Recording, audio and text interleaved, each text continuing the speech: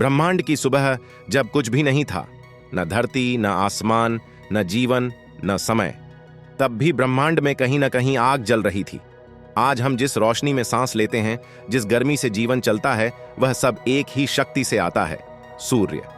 सूर्य जो हर सुबह उगता है लगभग 4.6 अरब साल पहले।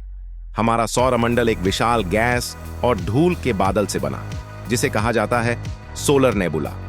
इस बादल में अरबों टन हाइड्रोजन और हीलियम गैस थी। धीरे धीरे गुरुत्वाकर्षण ने इस बादल को खींचना शुरू किया। जैसे जैसे गैस सिमटती गई, दबाव बढ़ता गया, तापमान बढ़ता गया और एक दिन एक भयानक ऊर्जा विस्फोट हुआ। न्यूक्लियर फ्यूजन शुरू हुआ और वहीं जन्म हुआ सूर्य का। उस समय सूर्य इतना चमकीला था कि उसकी रोशनी ने पूरे सौरमंडल को आकार दे दिया। लोग अक्सर सोचते हैं कि सूर्य कोई आग का गोला है, लेकिन सच्चाई इससे कहीं ज्यादा खतरनाक है। सूर्य आग नहीं, बल्कि न्यूक्लियर रिएक्टर है। यह एक तारा स्टार है, जी टाइप मेन सीक्वेंस स्टार। सूर्य में 74% हाइड्रोजन, 24% हीलियम, बाकी भारी तत्व। हर सेकंड सूर्य 40 लाख टन पदार्थ को ऊर्जा में बदल देता है।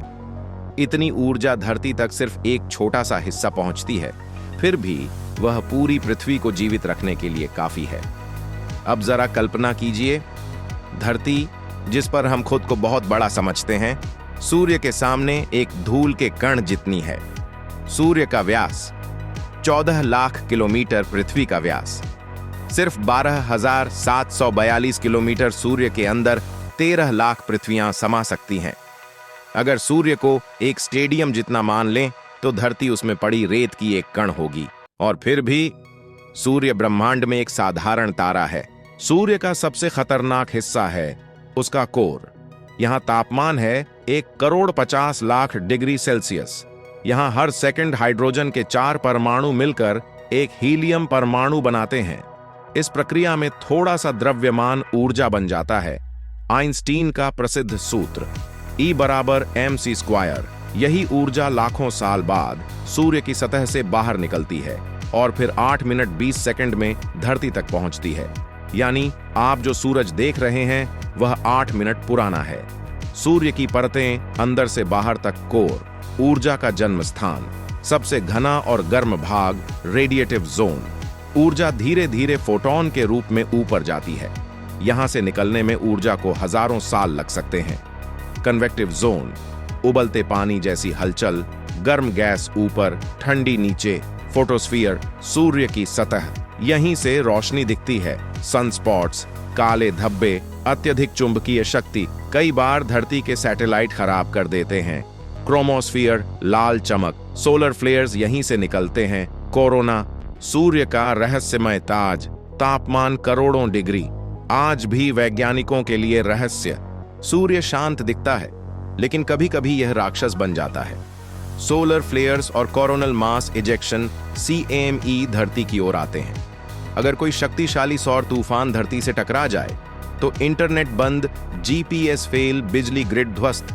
1859 में ऐसा हुआ था, जिसे कहा जाता है कैरिंगटन इवेंट।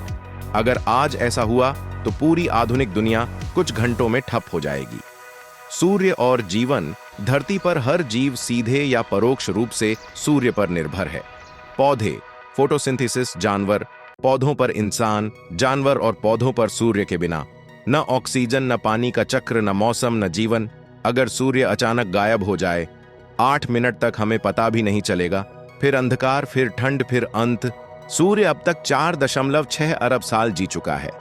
इसके पास और 5 अरब साल बाकी हैं।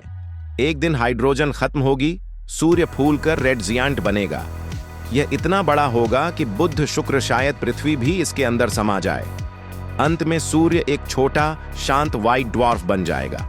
न रोशनी, न गर्मी, बस एक ठंडा अवशेष। आउटरो, अंतिम सत्य।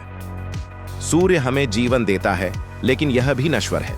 हम जिस रोशनी पर गर्व करते हैं, वह भी एक दिन बुझ जाएगी। और यही सिखाता है ब्रह्मांड, कुछ भी स्थायी नहीं। अगर आपको यह कहानी पसंद आई हो तो लाइक करें, सब्सक्राइब करें और कमेंट में लिखें आप अगला वीडियो किस ग्रह पर चाहते हैं।